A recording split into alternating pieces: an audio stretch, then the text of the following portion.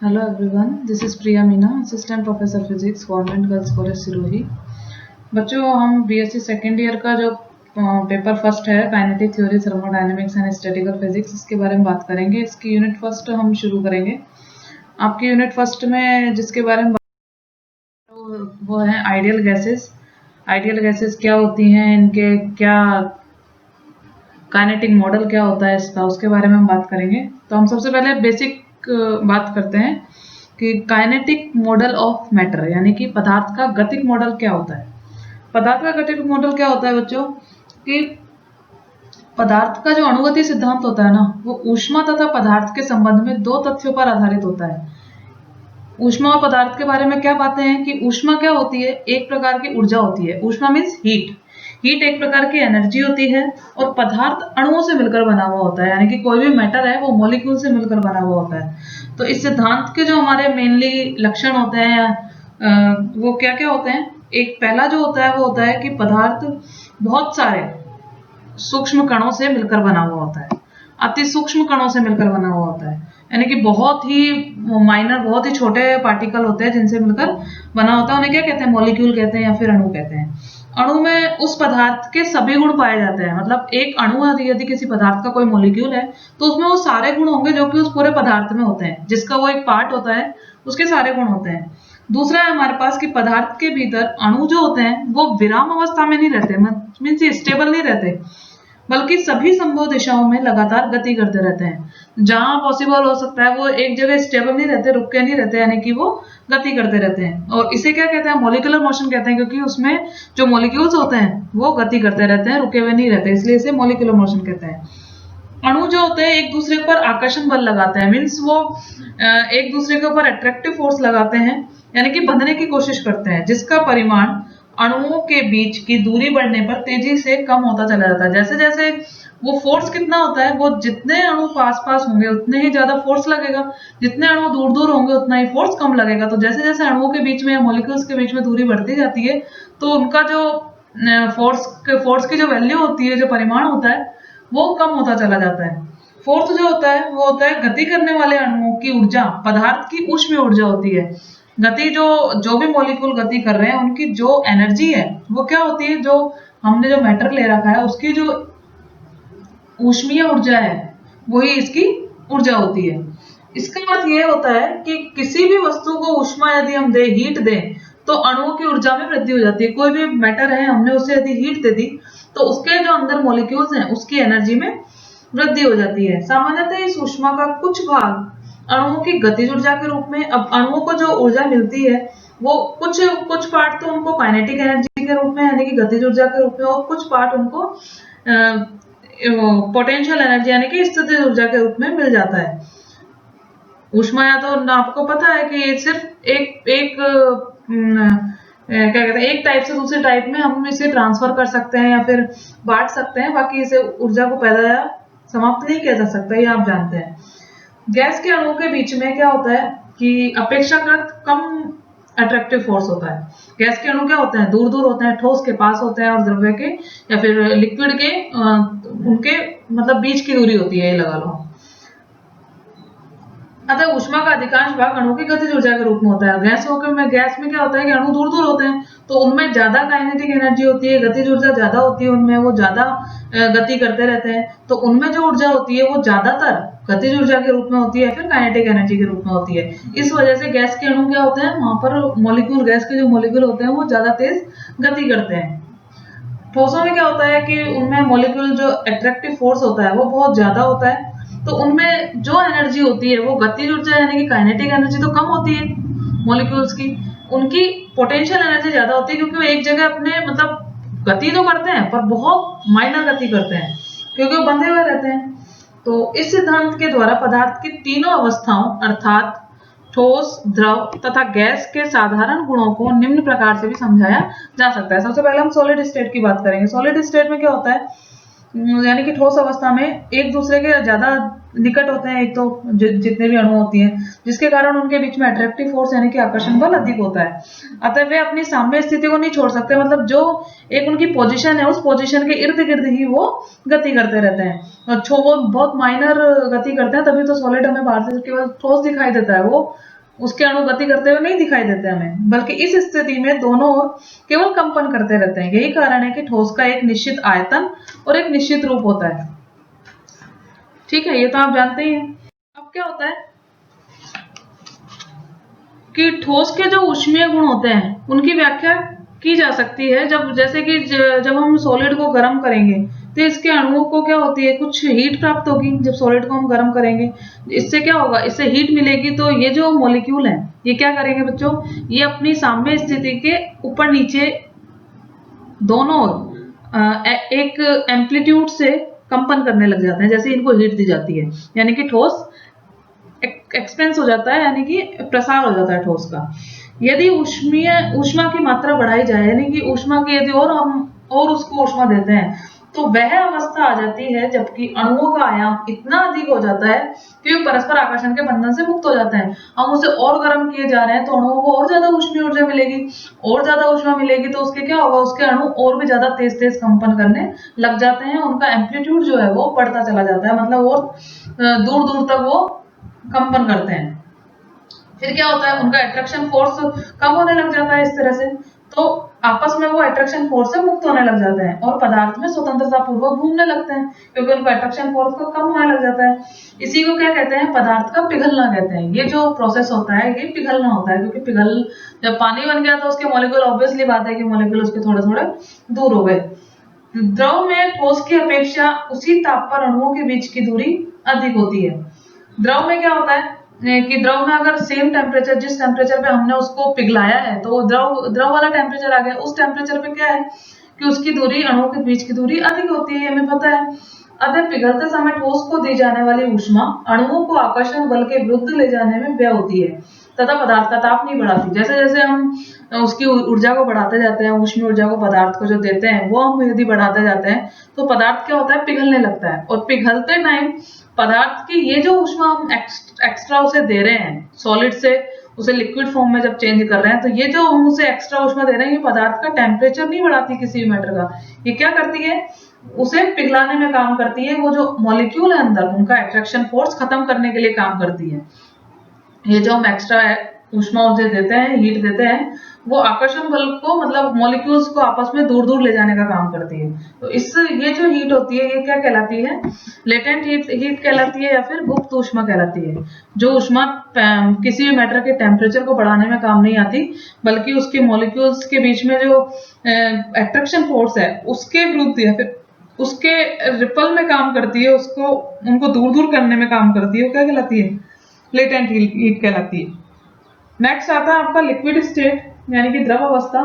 द्रव में क्या होता है, अणुओं के बीच की दूरी ठोस की अपेक्षा अधिक होती है, ऑब्वियसली बात है, जिससे इनके बीच में जो अट्रैक्शन फोर्स होता है, आकर्षण बल होता है, वो कम होता है। अतः अणु द्रव के अंदर स्वतंत्रता पूर्वक चल फिर सकते हैं। अणु क्या होते हैं कि उनके उनके बीच में अट्रैक्शन फोर्स कम होता है, तो वो स्वतंत्रता पूर्वक चल फिर सकते हैं, परंतु द्रव को छोड़कर वो कहीं नहीं जाते, वो उसी अपने एरिया में गति करते रहते हैं। इस वजह से क्या होता है कि उसका उससे वही जो वॉल्यूम होता है, वो वॉल्यूम तो उनका कांस्टेंट होता है, निश्चित होता है, परंतु एक रूप निश्चित नहीं होता। जब भी हम किसी भी बर्तन में डालें तो उसका आकार वही हो जाता है, पर उसका वॉल्यूम सेम रहता है। ठीक है, द्रव के क्या होता है कि अंदर जो भी अणु होता है वो अपने चारों ओर के जो अणु होता है, मतलब कोई भी एक अणु है अपने चारों ओर के अणुओं के द्वारा समान रूप से आकर्षित रहता है उसके चारों ओर। तो जिस तरह से हम कोई भी एक अणु है उसके चारों ओर जितने भी अणु हैं वो सब उस पर फोर्स लगाएंगे, तो सबके साथ जो फोर्स होता है वो उसका क्या होता है, मतलब बराबर होता है। तो लगभग हम लगाएंगे तो उसका जो पूरे, यदि हम द्रव्य का, पूरे लिक्विड का यदि हम फोर्स देखें तो वो क्या होता है, हमें 0 मिलता है। परंतु जो अणु द्रव्य की सतह पर, यानी कि जो मॉलिक्यूल उसकी कोई भी लिक्विड है उसकी यदि सतह पर या फिर सरफेस पर रहते हैं या फिर उनके आसपास रहते हैं, तो उनमें क्या होता है, नीचे की ओर एक अलग से बल काम करता है, एक फोर्स काम करता है। तो जिसके कारण क्या होता है कि जो लिक्विड का जो वो होता है पृष्ठ, यानी कि लिक्विड का जो सरफेस होती है वो एक तनी हुई जैसे तन जाती है ना कोई झिल्ली, उसके उसके जैसे बिहेव करता है। तो ये जो प्रोसेस होता है इसे हम क्या कहते हैं, सरफेस टेंशन कहते हैं या फिर पृष्ठ तनाव कहते हैं। एक दूसरा क्या होता है, अब पहले हमने सॉलिड में क्या किया था, पिघल रहा था सॉलिड में, द्रव को यदि हम ज्यादा हीट देंगे तो वो क्या होगा, वाष्पीकरण होगा, उसका इवेपोरेशन होगा। तो इवेपोरेशन के द्वारा द्रव के ठंडे होने की सफलता पूर्व व्याख्या हम इसके द्वारा कर सकते हैं कि जैसे मॉलिक्यूल के जो सिद्धांत में हम क्या बता सकते हैं कि यदि एक निश्चित ताप है तो द्रव के लिए सभी अणुओं का वेग समान नहीं होता बल्कि अलग अलग होता है। जितने मॉलिक्यूल होते हैं उनका जो वेलोसिटी होती है वो अलग अलग होती है। इन सब वेगों का वर्ग माध्य मूल वेग ताप पर निर्भर करता है। स्क्वायर एवरेज मूल जो वेलोसिटी होती है वो किस पर डिपेंड होती है, टेम्परेचर पर डिपेंड होती है, जो कि टेम्परेचर बढ़ने के साथ साथ बढ़ती चली जाती है। इनका मतलब सबका वेग तो अलग अलग होता है, पर एक जो हम एक एवरेज जो वेग लेते हैं उसे हम क्या बोलते हैं, वर्ग माध्य मूल वेग बोलते हैं। वो किस पे डिपेंड करता है, टेम्परेचर पे डिपेंड करता है। जैसे ही उसका टेम्परेचर हम बढ़ाते हैं तो उसका जो वेलोसिटी है वो क्या होती है, बढ़ती चली जाती है। चूंकि अणु सदैव गतिशील रहते हैं, प्रत्येक समय कुछ ना कुछ ऐसे अणु जिनका वेग माध्य वेग से अधिक होता है द्रव की स्वतंत्र सतह के निकट पहुंचते रहते हैं। जिनका ये जो वेलोसिटी होती है वो एवरेज वेलोसिटी से ज्यादा होती है, ऑब्वियसली बात है कि वो उनकी सतह पर पहुंचते रहते हैं। ये अणु अपनी अधिक गतिज ऊर्जा के कारण नीचे की ओर लगने वाले परिणामी बल के विरुद्ध द्रव को छोड़कर बाहर चले जाते हैं। इनकी क्या होती है, वेलोसिटी बहुत ज्यादा हो जाती है, तो ये अपनी काइनेटिक एनर्जी इनकी ज्यादा हो जाती है, तो इस कारण इनके जो सरफेस और जैसे ही पहुंचते हैं द्रव की सरफेस पर, इनके नीचे जो बल लगता है, जो हमने सरफेस टेंशन कहा जिसको, उस बल से भी यदि उस बल के विरुद्ध कार्य करता है ये चीज, उनका जो, क्योंकि उनकी काइनेटिक एनर्जी बहुत ज्यादा हो जाती है, उस बल के विरुद्ध ये उस लिक्विड को छोड़कर चले जाते हैं। तो इसे क्या कहते हैं, हम इवेपोरेशन कहते हैं, वाष्पीकरण कहते हैं। जो जैसे कि हम लिक्विड को गर्म करते हैं तो वाष्प में परिवर्तित हो जाता है ना, तो यही होता है, उनके जो सरफेस पे जो ज्यादा लिक्विड आ जाते हैं, जो मॉलिक्यूल आते हैं लिक्विड के, उनको ज्यादा एनर्जी दे देते हैं तो काइनेटिक एनर्जी एवरेज से ज्यादा हो जाती है, तो वो उसे छोड़कर चले जाते हैं। अब इसमें क्या होगा, इस क्रिया में अधिक वेग वाले अणुओं के चले जाने के कारण द्रव के जो शेष अणु बच गए उनकी गतिज ऊर्जा क्या होगी, कम है, क्योंकि वो अधिक गतिज ऊर्जा वाले या अधिक काइनेटिक एनर्जी वाले अणु तो हमारे चले गए। तो चूंकि किसी पदार्थ की ऊष्मा उसके अणुओं की गतिज ऊर्जा, कोई भी पदार्थ है उसकी जो हीट है, वो हमने बताया था कि किसी मैटर को यदि हम हीट दे रहे हैं तो उसकी काइनेटिक एनर्जी में कन्वर्ट होती है। अब जो हमारे पास लिक्विड बच गया वो क्या है, उसमें कम काइनेटिक एनर्जी वाले मॉलिक्यूल हमारे पास रह गए, क्योंकि ज्यादा काइनेटिक एनर्जी वाले तो निकल गए। तो जब कम काइनेटिक एनर्जी या फिर गतिज ऊर्जा वाले अणु रह गए, तो कम काइनेटिक एनर्जी मींस हीट कम यानी कि जो लिक्विड है उसका टेम्परेचर डाउन है, यानी कि वो ठंडा है, एक तरह से उसका मतलब कम टेम्परेचर का लिक्विड हमारे पास बच गया। तो चूंकि किसी पदार्थ की ऊष्मा उसके अणुओं की गतिज ऊर्जा ही होती है, अतः शेष जो द्रव हमारे पास लिक्विड बचा उसका टेम्परेचर गिर जाता है, लो हो जाता है। यही कारण है कि वाष्पीकरण होने से द्रव ठंडा हो जाता है। जब भी इवेपोरेशन होता है तो जो लिक्विड बचता है वो क्या हो जाता है, ठंडा हो जाता है। इस प्रकार से नेक्स्ट जो आता है आपके पास, वो आता है आपके गैस स्टेट, यानी कि गैस की अवस्था। गैस में क्या होता है, आप जानते हैं कि गैस में अणुओं के बीच की दूरी बहुत अधिक होती है, तो उनका एक दूसरे के प्रति जो अट्रैक्शन फोर्स है उसे आप नेग्लेक्ट कर सकते हैं। तो ये अणु बहुत ही तीव्र गति से, इनका वेग बहुत ज्यादा होता है, इनकी वेलोसिटी बहुत ज्यादा होती है, और ये हर एक डायरेक्शन में गति करते रहते हैं, जहां तक इन्हें स्थान मिलता है वहां तक चले जाते हैं। और इसका ना तो कोई निश्चित वॉल्यूम होता है, ना ही कोई निश्चित रूप होता है। जिस भी बर्तन में रखी जाती है उसके पूरे आयतन को ये घेर लेती है। अब इसमें क्या होता है कि अणुगति सिद्धांत के अनुसार किसी भी गैस का जो प्रेशर होता है, दाब होता है, बर्तन की दीवारों पर अणुओं के निरंतर टकराने या फिर रिबाउंड होने के कारण उत्पन्न होता है। टकरा रहे हैं, प्रतिष्ठित हो रहे हैं या फिर रिबाउंड हो रहे हैं, तो उसके कारण क्या होता है, दीवारों पर प्रेशर उत्पन्न हो जाता है। किसी भी कोई भी बर्तन ले हम, यदि किसी निश्चित ताप पर बर्तन का आयतन आधा कर दिया जाए, यदि हमने कोई एक टेम्परेचर कांस्टेंट कर दिया और उस पे यदि हम कोई भी जो बर्तन ले रखा है हमने गैस का, उसका यदि वॉल्यूम हम आधा कर दें, तो पर सेकंड बर्तन की दीवारों से टकराने वाले अणुओं की संख्या दुगनी हो जाती है। उसमें क्या होता है, जब वो बर्तन भरा हुआ रहता है तो पर सेकंड जो वॉल्यूम जो भी मॉलिक्यूल दीवार से टकरा रहे हैं उनकी संख्या बहुत कम होती है, क्योंकि वो पूरा का पूरा जो बर्तन है वो भरा हुआ है। पर जैसे उस बर्तन का हम वॉल्यूम हाफ कर देते हैं सेम टेम्परेचर पर, तो जो बर्तन के दीवारों पर टकराने वाले जो अणु हैं उनकी संख्या दुगनी हो जाती है। अर्थात गैस का जो प्रेशर है, अब जैसे टकराने वाले मॉलिक्यूल्स की संख्या दुगनी हो गई तो गैस का जो प्रेशर है वो क्या हो जाएगा, डबल हो जाएगा, वो भी प्रेशर भी डबल हो जाएगा। ये जो रूल है ये क्या कहलाता है, बॉयल्स रूल कहलाता है, बॉयल का नियम कहलाता है ये हम गैसेस स्टेट में यूज लेते हैं। इसी प्रकार से अब दूसरा क्या करते हैं हम, इसमें क्या किया हमने बॉयल के नियम में, अब ऐसे याद रखिए बॉयल के नियम में हमने टेम्परेचर कांस्टेंट किया, तो हमारा चेंज क्या क्या हो रहा था, वॉल्यूम और प्रेशर। ठीक है। सेकंड जो आता है उसमें क्या करते हैं हम, गैस का आयतन स्थिर करते हैं, यानी कि उसका वॉल्यूम स्थिर करते हैं। और हमारे पास चेंज किस किस में होगा, प्रेशर और टेम्परेचर में, क्योंकि पी वी टी पे ही पैरामीटर पे ही चलते हैं। तो गैस का यदि हम आयतन स्थिर कर दें और टेम्परेचर को बढ़ाएं तो क्या होगा, अणुओं का जो वेलोसिटी है वो बढ़ जाएगी, आपको पता है उनको एनर्जी मिलेगी, जिससे बर्तन की दीवारों से प्रति सेकंड टकराने वाले अणुओं की संख्या तथा दीवारों पर लगने वाला बल बढ़ जाएगा। दीवारों पर जो फोर्स लग रहा है वो हमारा ऑब्वियसली बढ़ जाएगा। इससे गैस का क्या होगा, प्रेशर जो है वो भी बढ़ेगा। यहाँ पे हमने वॉल्यूम कांस्टेंट किया है और प्रेशर और टेम्परेचर ये दोनों चेंज किए हैं। तो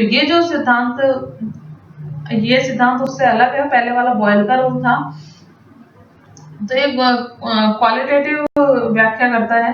अब इनके जो इसके जो बच्चों एक्सपेरिमेंटल